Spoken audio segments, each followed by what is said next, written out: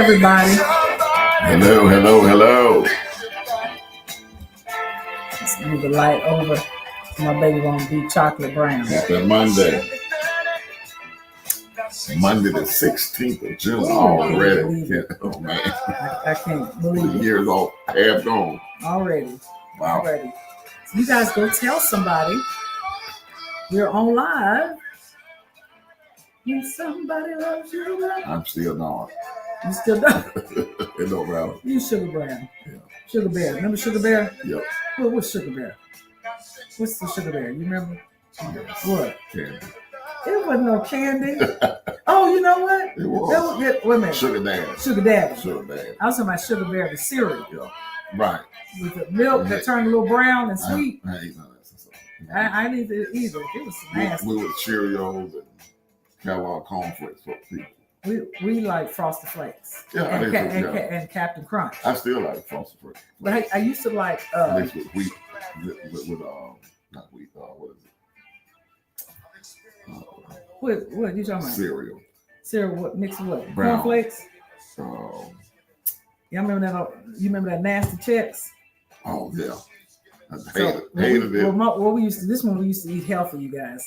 And I don't know what y'all do as far as cereal. I don't eat cereal now, but we used to get some cornflakes, frosted or regular. Cut up some banana. I still do that. Yeah, or some strawberries. Hadn't did it in a long time. Or some blueberries, mostly bananas. Just bananas. Yeah, I don't know what made us get on there, but hey, everybody, it is Monday, the 16th of June.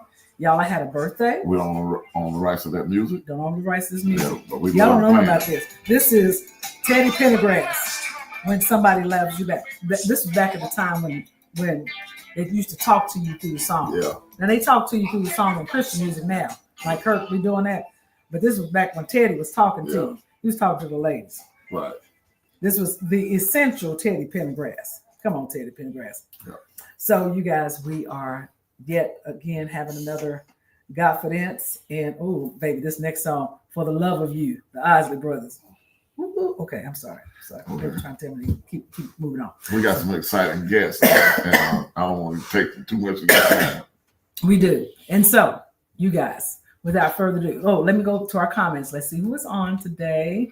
You guys, we got to get started. So, hey, everybody, what's going on? Good to see y'all again this week. Baby, I'm going to say I had a birthday last Monday. Oh, yeah, you should. And then happy Father's Day. Yes, to all great the Father's Day. Yep. So we had to get what you get. Can I just take 1 minute and find out how your Father's Day was? The main thing I had was all you guys at brunch on Saturday, and we went to Hannah Brothers. Okay. And I enjoyed that to the fullest. Came back home because I didn't want to go to no restaurant or nothing on Sunday, and you cooked brunch for all of us, and it was popping. Good. And so we did that, and I got some good gifts. The main one is this right here. If anybody know me, and I almost told turn around so they can know. If I told, I almost called their name so they know me, so they know what I like. I like pens, and so I like pens. So I got expensive pens. I got a Mont Blanc. Oh yeah, it's not worth it if you don't get the best of the best. So you know, I'm at that stage of life where if I'm going to enjoy it, I'm going to enjoy it now. Yes. So, and I got a very nice watch from my girlfriend and my wife. Who is your? Yeah. Both of them. Yeah, both of them. Okay, that's what I'm talking about. Okay, all right. So look, you guys, we cannot wait much longer. We've got to go ahead and introduce our guest for today. I know it's 6:01. So we.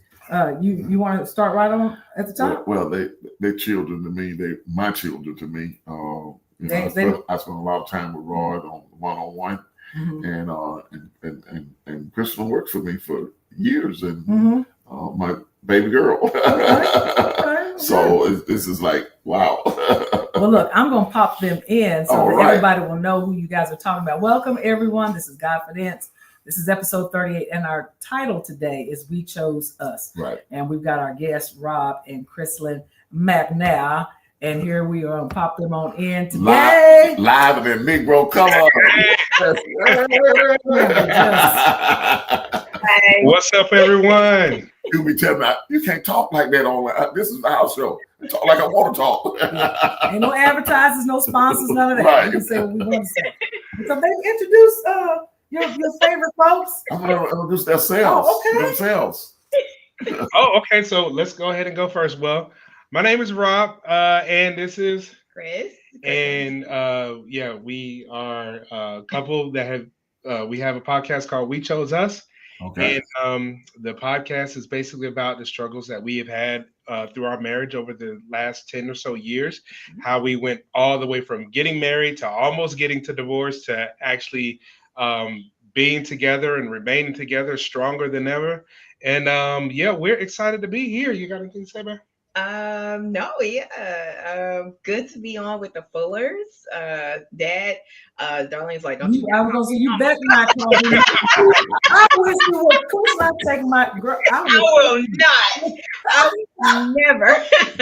But no. She has my grandkids call her Dee Dee. Yeah. So you just call her Dee No, she Dee. did not. Chris will say Darlene. Dee Dee. Right. Well, of course, no.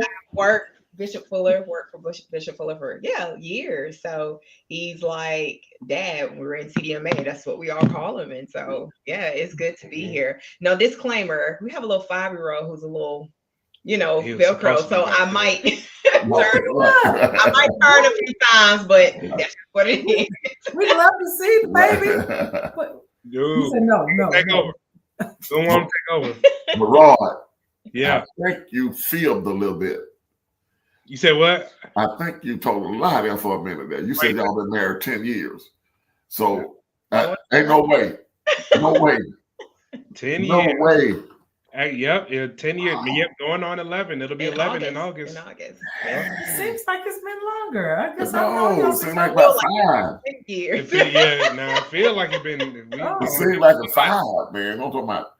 Dang. So when did y'all get married? August 23rd, 2014. Mm-hmm. Wow. 2014. That's hard to believe. Wow. So it's been that long since you worked with me. Almost, we worked a little bit after that, but not long. And yeah, look at life. So tell us then, for the studio audience who you guys have never seen Rob and Krislyn before. There are a lot of people that have, because you guys started at least in the World Changers Ministry. So, but let's talk about, because we're talking about We Chose Us, and we're talking about love. So we don't want to go too far back, but tell us how at least you guys met. And then we're going to start asking you some questions. How you start dating and all that. Well, which story do you want to hear? I know. Which version? There's 2 sides to we got the story. 2 versions over here. Tell your version first, Rob. Okay. Rob, you tell your version. Let's go. Don't make your faces, Krislyn. We met in Bible school, right? We had just started in Bible school. We were in several of our classes together in a study group and all of that. And so we became close friends. And we never officially dated at all. We just got really close, and some major things had happened in our lives and stuff like that. And after about 2 years, 2013, I decided, hey, I believe she's the one. And so we went to a restaurant. I had put together a surprise engagement party.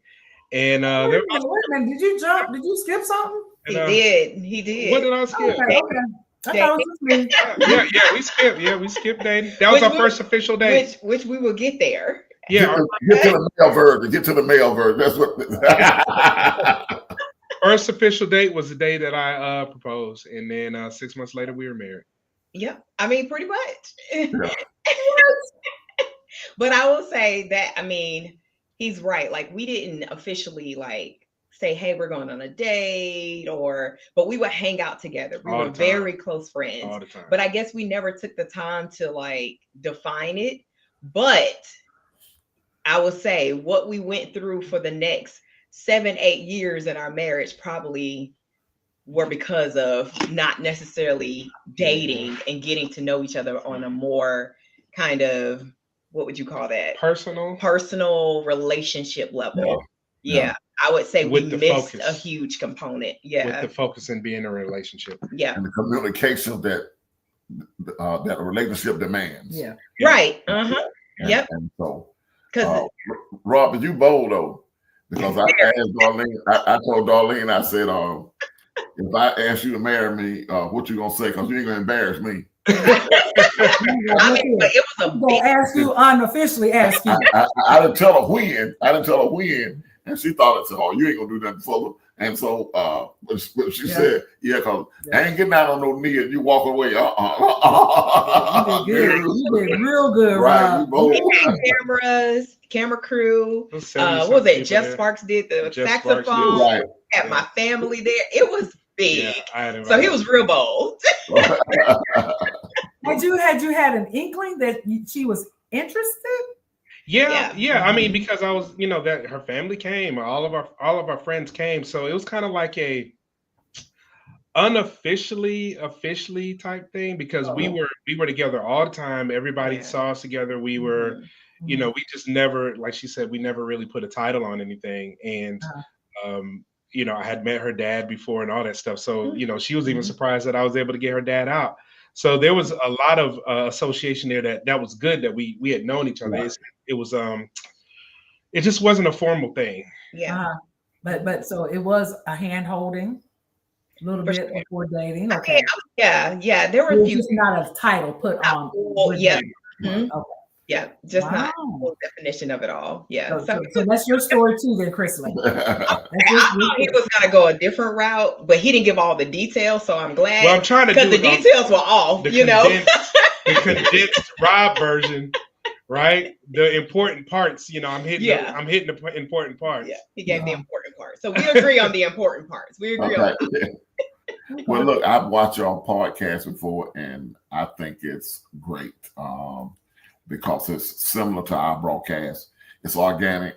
It's the truth. Because Christians don't tell the truth about their relationship. Let's be honest. Preachers don't tell the truth about their relationship. They tell about the victory. Yeah. They don't tell down there what the nuts and bolts, right. where oil and water it's not mixing. Yeah. They don't tell that part. Yeah. So I appreciate you guys being a blessing to the body of Christ and especially relationship. So we're just gonna stop talking and let y'all start talking about the Master's Road experience. Yeah. Pretend like you're on your podcast. Yeah. Let's start at the very beginning. This is part one. Everyone on Godfidence. This is part one because we got a part two. Right. That's coming up next week. So probably gonna be a part three with them. And so, but we'll let you guys tell the journey to the audience. Start from the beginning and just work your way up. Let's go. Let's get it. I mean, sure. I mean, I think long story short, but not really short. When we got married, a lot happened at one time. And I think coming from a space where we never put the title on who we were or really defined our relationship, rather. We never took the time to really kind of build our relationship, as it pertains to leading into some sort of marriage or intimacy and things like that. So I think there were gaps there. And so getting married, literally we went into pastoring mode because he had already shared with me that he believed that he was called to pastor. And so I knew what I was getting into, but it was like immediately we got married and then we went into launch, planning the launch of the church. And this was a planting the church. We were like a church plant. So we were coming from nothing. And so that took a lot out of us. And literally the same time we launched the church was the same time we had Kaylin. So this is all happening in the first year of our marriage.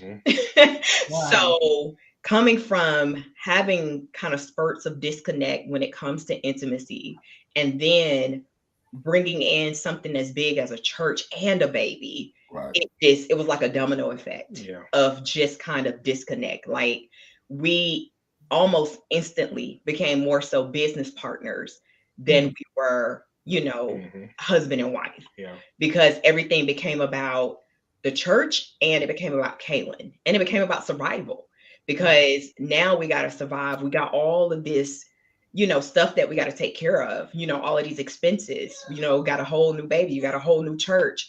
And now we got to live life, and so everything became like the grind. Yeah. So we never got a chance to really get to know each other, and I always ask Krislyn, let me let you pause there because I know you'll pick back up. I've always asked Fuller, when you're a pastor and you're going through things in your marriage, how do you pastor the people and you're going through difficulty in your relationship, something's going on at home, but you're up in front of a crowd and you're trying to preach to them what or the spouse is out in the audience perhaps looking at you like, okay, no, he was just acting a fool before we got here. So how do you work through that plus this whole relationship and ministry all in one? I mean, I could say for me easy, because it was my outlet. It was like preaching was my escape from of what was going on at home. It was like it gave me fuel. You know what I mean? So hearing from God and being able to share his word is what was refueling me through the struggle too. You know what I mean? So it was like I never could withhold his word because it was like I was a conduit of whatever message he was delivering to whoever, I was getting it to. So it was kind of like my escape, but also my source of healing. Rob, I'm not sure about, Yeah, I think for me, it was more so just understanding that the truth is still the truth, right? No matter where I'm going through something or not, the truth is still there. Jesus is still Lord. He's still King. We still need to trust him, whether I may not feel like it at this moment. I still need to understand that I still need to trust him. And that truth is for everybody else that's in the congregation as well. So I think when we would be ministering, it wasn't shying from the truth. We just had our issues that we were still dealing with. Right. But the fact of the matter is Jesus is still King. And that's what we always focused on. But, since we're on here with the Fullers, yeah, there were moments where you couldn't push the truth. You were like, there were moments of whatever was going on in life, like when it was time to minister to the people or pastor. Oh, you mean when I would just be like, I can't do it? Yeah. Oh, yeah.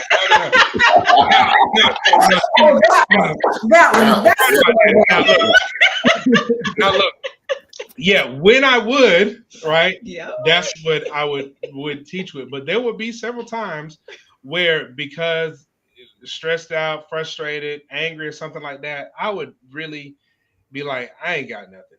Like, and I'm one thing about it is that I'm not gonna get up there and act like no fool. If I don't have nothing, I don't have it. And then on her, because I knew she always had something. Now that was my belief and trust in her and her connection with Jesus, that if I ain't got nothing, look, I know she got something. So there have been times where, I sure did. It was several times. Show up that morning and be like, yeah, Pastor Chris is speaking. I'm like, I am, but there were, and this is just to be real, because I think a lot of times people move with perfection, especially leaders, that they don't realize that there is a real struggle behind the scenes that nobody talks about. Right. And so he didn't get up, and there were times I didn't want to get up and preach either. Like, yes, I may do it because I felt like that is where my healing or my refueling was coming from. But there were many times I was looking at God like, no, I don't want to do that.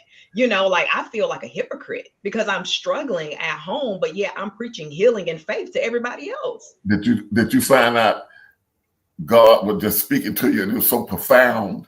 Yes. Because you felt that way, because you said, I ain't got nothing, I'm mad. God, I'm mad. And I got to get up here and look like God just speak to you so clearly. And you like, dang. That's when you know it's a grace. One of the best messages. That's when you know it's a grace. Yep. And there were a lot of times like that. Like he would say, at the times that he would just say, Chris, I can't do this. And I would have to get up and just pull something out of the Holy Ghost. Right. Them like one of the best messages. Right. Be able to preach 45 minutes just and she'll be pulling out sermon illustrations. Go and get me this. Go and get me that. And the people are bringing her stuff from the audience or whatever, and she'd have this nice sermon illustration and everything. And would be the best ones. But like Bishop said, it's the grace. Right? It's not yourself at this point. Because I don't like my spouse at this point as a whole pastor. You know what I mean? And I'm counseling, I'm praying for people. you know, we're sitting there and not only are we praying, but we're counseling couples and we're broken.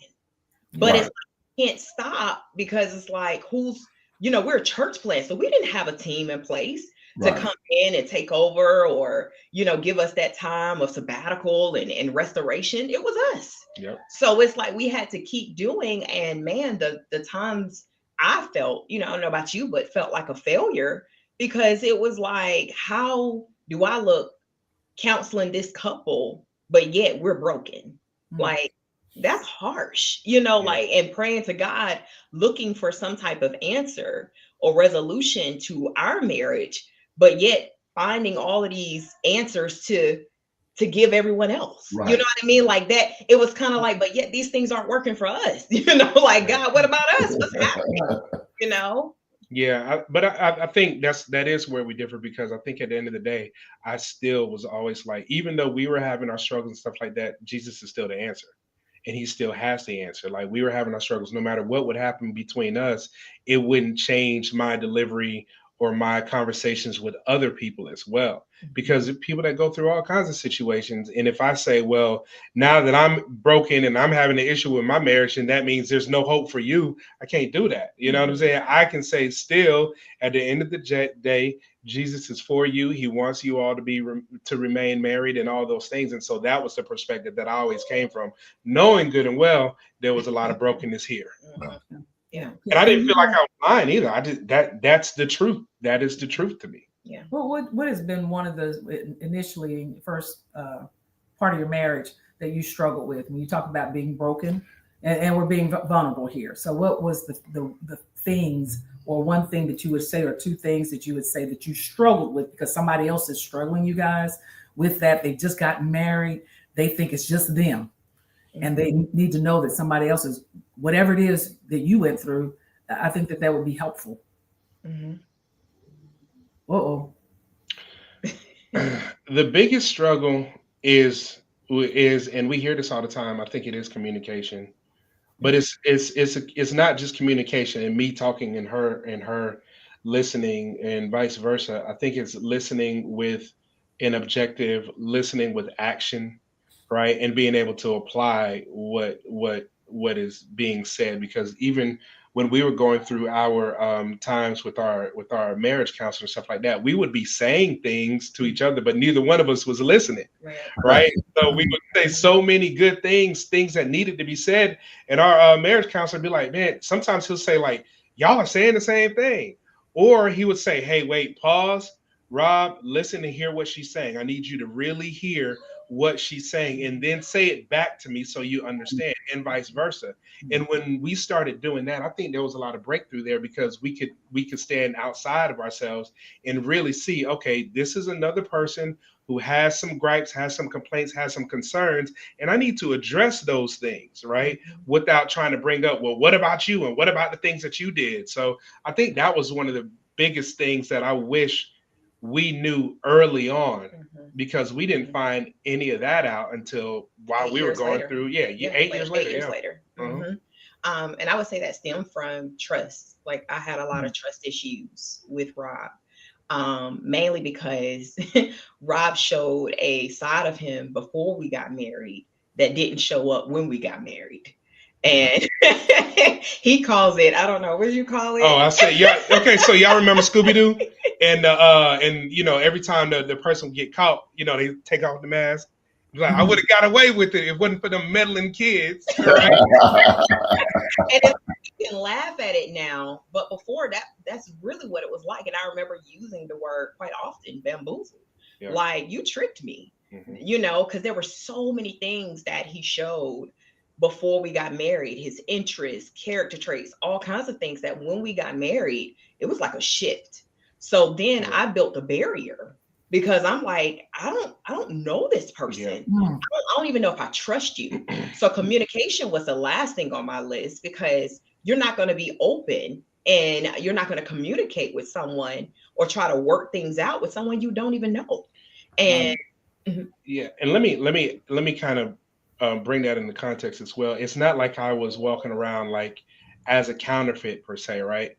But sometimes there are things that you believe about yourself, And then when, you know, stuff hits the fan, things change. You get overwhelmed when your plate gets too full. Then the real character or the real things start to come out. So when I say this, and you know what she's saying, I believe everybody has a type of character or a type of person that they are, that everybody's able to see. Like when you're dating, you put your best foot forward and you do all the things, that the necessary things, right? But then when that person lives with you, then that's 24/7. That's something totally different. There are going to be things that change. There's going to be things that's different, right? And so it wasn't anything like I was trying to like hustle her and then rope her in and then all of a sudden just be myself, like, oh, this is who I really am. But I think with the times, with the overwhelming things that we did, the immediate church launch, your church launch, not the Kaylin, and then, you know, financial, like I was, for a while, I was the only one working. Like she was working for you for a while, but then there was a time where she wasn't working, and I was the only one that's bringing in money. So those are the types of stressors that actually they might be building character, but they also reveal some things about you as well. And so sort of things that were being revealed as we were going through that journey. Now y'all started out in a 6-foot hole with a 4-foot ladder. Pretty much. You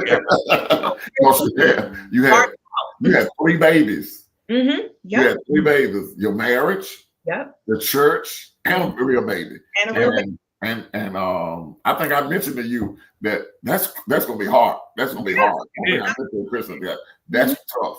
So because we didn't plan for Kaylin. Kaylin just came things with 6 months in, and you trying to figure out why birth control ain't work. And there you go. Yes, man. I mean, like, you know, I pastored for years, and a lot of times I wouldn't get no money from the church. I mean, I was speaking out. I was on the road all the time speaking out. And I put all of that money back in the church to keep it operating until it could stand on its own. So it's a lot. It's a lot. That was happening with you guys too? Absolutely. Every dime. Every dime went to the church. Like, I mean, transparently, and we speak about this a lot, which is why, like I say, immediately the impact felt like a ton of bricks. Because it was like immediately all the money that was coming in went to the church. So you know, and he felt like he had to carry everything, so he wouldn't share a lot of things. So that's that lack of communication, that lack of trust, and all of that. And so we had multiple car repossessions. We had eviction. I found eviction letters and Kaylin's baby bag. These weren't things that were discussed. These were things that just happened. But he was carrying it without opening up, without saying anything. It was, I mean. And I would say this all spanned through what we're married 11 years in August. This spanned through 8 years of our marriage. And I mean, just the trust, the lack of communication, the betrayal, the one thing we didn't mention, the depression that Rod went through, that was heavy. And it was just so much. And so to say like we're still married today is God, because 8 years of struggle, shoot, year 1, somebody would have been like, I didn't sign up for this. I'm out of here. Year 2, year 3, what they say, even year 7. And so I don't know what, I think I say the reason why I stayed was because I was too nosy to leave.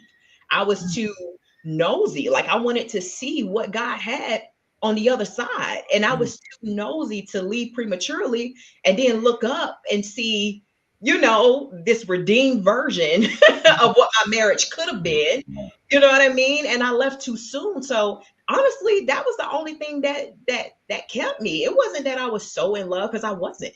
It wasn't that I liked my husband, because I didn't. It wasn't, we got this church. Goodbye, church. I didn't care. I wanted out, but it was something, and I can't say something. I know who it was. It was God that was just like, you gotta stay. There's more. You gotta stay. The story is not over. It doesn't stop here. Did you guys ever break up or separate? And did you ever think about divorce? Yeah, absolutely. Divorce was definitely on the table. Walk us through the separation part. So May 2021 is when we closed our church, and the following month we separated. From June 2021, all the way until February 2022, we were separated. Divorce was on the table. We when we were even going to our counseling sessions, literally almost every counseling session, I was like, oh, this is it. We done now. This is it. We done now. And we just kept showing up. And every time we showed up, you would think things would get worse. And how things actually ended up happening for us to get better was our counselor was like, okay, I want you guys to go on a date. And we were just like, so we had not been on a date. We hadn't been on a date. And he was like, I want you guys to go on a date. And so we begrudgingly went on this date, right? And we went on the date and we started arguing on the date, right? It was just like, okay, this is stupid. Why are we here? Like we didn't have anything to talk about. We started arguing and we went back to our counseling session and he was like, did you guys go on a date? And we were just like, yeah, we went on a date. I said, but it was horrible, you know? And he was like, you guys went on a date. Yeah. And I was like, but it was horrible. He was like, no, you're missing the point. You guys actually went out on a date. He said, you guys took the first step. And he said, I guarantee the more you guys start to go out on a date, things are going to get better. So probably like the third or fourth date in, things started, like we started talking. And it was like we started really like engaging with each other outside of, we weren't having to talk about the kids, we weren't having to talk about church and even our arguments and stuff like that. It's like we started relearning each other. Yeah, but it was intentional. Because when we were separated, you know, that's something we talk about. I was building a life of being single. Because at the time, it was, I don't know, to me, it was like the perfect time for separation because my mom had bought another property somewhere else and she wanted to rent out hers. And so I just moved into, you know, her house. And right at that time, I remember talking to my sister, like, all right, walk me through, it's time for me to purchase a home. Like I started thinking independently. I started thinking like a single woman, you know, I think that comes from where I was birthed from. And that's my mom who raised me and my brother as a single mom. And so my mom is the type, get it out the mud. Like we don't wait on no man for nothing. She got it. Yeah, that's how we was raised. I'm just saying, that's how we was raised. Yeah, and she got divorced from my dad when I was too young to even remember. I think I was still a baby, and I've never seen her. I mean, she's never remarried. So my mom has always shown me, like, as women, we grind. We don't wait on a man for nothing. You know? And so when that happened, of course, she was number one. Like, what we doing? Right. What's next? We gotta go. You know what I mean? And so at the time, no, I wasn't working because, of course, you know, as having a church plant, it's kind of difficult for both of us to work. Somebody got to carry the church, you know, so he was working. But then, you know, I was more so focused on the church and the kids. But as soon as we separated, I got a job. It was hustle mode. It was like, you know, and so my mind started going more towards divorce. And so for me, it was being more intentional as it pertains to wanting to stay married, because that wasn't something that just would have happened authentically. I had to just say, all right, Chris, yes, we can keep moving this way, but if you really want this to work, then you at least got to show up when it comes to your marriage, meaning the counseling sessions, the things that I didn't want to do. And like he said, we kept showing up, but I was like a zombie. It was like, okay, what time is it? All right, I'll be there. You know, but it wasn't a desire. It wasn't, we about to go to counseling. No, it was, all right, we'll walk through these steps. You know what I mean? But I'm good. I'm done, you know? And by just walking through those steps, even though I didn't want to walk through them, literally a total transformation occurred and I didn't even expect it. I had planned to raise my kids by myself. Well, you know what I mean? Well, not by myself, but with a little support, you know. In her mind, as an independent woman, that's what she was thinking. I'm just saying. I'm just letting you know. But really, I mean, of course, support. But I was like, really, like, what can I do? Like, I went back to school. I hit the road running immediately. It was no joke for me. It was like, you was always to go get them though. You was always to go get it though. And so from there, so you guys are now in counseling. Things are getting better. You mean after in the counseling sessions? During 8 years. During that time, you're doing counseling. Things are slowly getting better. It was a rocky road. It was. It wasn't instant. No. And I think that's the thing that a lot of people believe is once we hit counseling, then it's kind of the solution to all of our problems. But it was so much work we had to do when we got off of those Zoom calls. It was like, I mean, we had to work to. How long did the counseling session? The time last? Like a year. As far as counseling. So we bounced around with counseling. Like we did I did individual therapy because when we closed our church, I had to go through therapy. He did individual therapy. We did couples counseling from both a psychologist portion and then with our pastors. Yeah. So we were doing a lot of counseling. We were putting in the work. We were like, we didn't just have one, like we had multiple counselors. And so because of that, I want to say it took about a good year. It was a year. About a good year. And even I would say from the time we started, I don't think things improved until it was like June to like maybe October, November, where things started to kind of feel like, okay, this could actually work out. Before we were just kind of like in limbo. We were just kind of like going through the motions. And it was somewhere around like October and November where I remember I was saying, okay, this could probably work out. And there were some things, that's when I started looking for houses and stuff like that. So we were kind of putting things in motion and we started looking for a house somewhere in November. And we knew things were getting better at that point. Yeah. Yeah. Like literally we were just taking steps. Yeah. It was busy. It was hard because it was like I had to rebel against my emotions of wanting to quit and wanting out.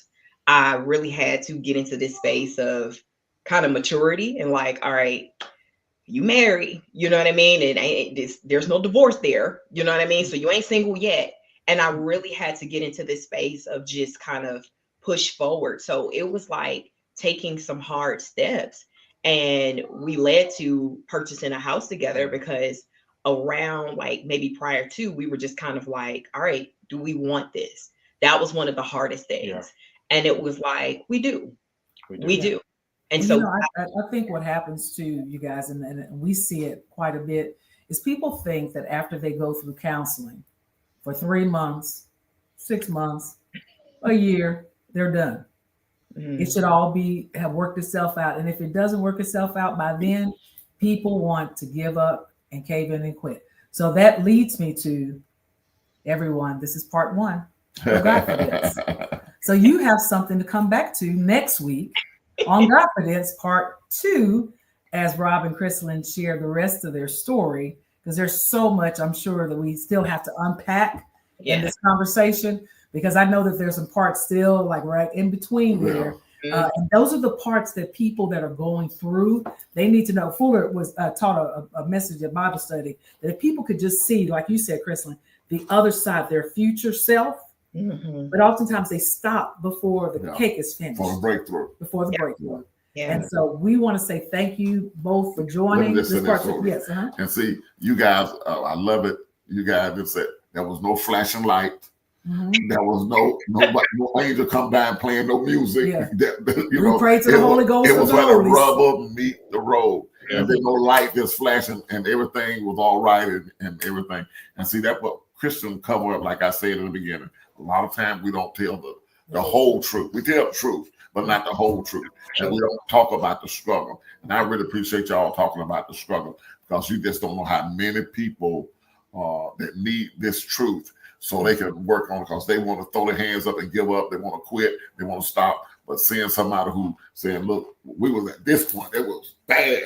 And then all of a sudden now you're working and God is doing some great things with you guys. I'm proud. I'm just so proud of you guys.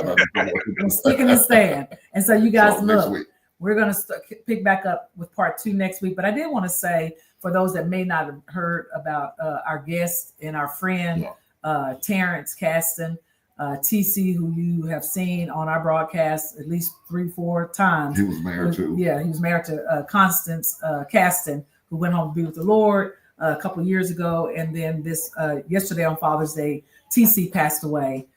He had a battle with cancer as well. And so, but we also know that he longed for his bride, right. Constance. And I'm so thankful that I believe that they get a chance to see one another again and be reunited. And so we're saddened for the loss, but we're also glad we got years of time spent with TC, imparting in him, and also just loving on him. And thank you guys for participating in all the Godfidence shows that you saw TC on. And so he was more our frequent guest, more than anyone we had on the show so far. Yes. And so it was very interesting. And so, and if you didn't get a chance to see the broadcast with TC, you can always go back through some of our pre-recorded or our shows on Godfidence and pick back up and see some of the things that he talked about. So next week, wait a minute, I got some music, and Krislyn and Rob gotta dance it out like we always. Come on, baby.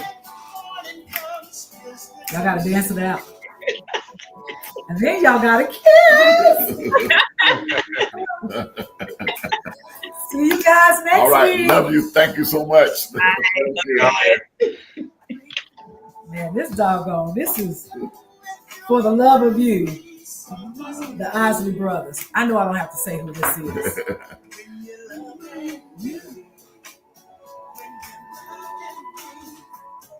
Y'all take a date. If you married, go out on a date.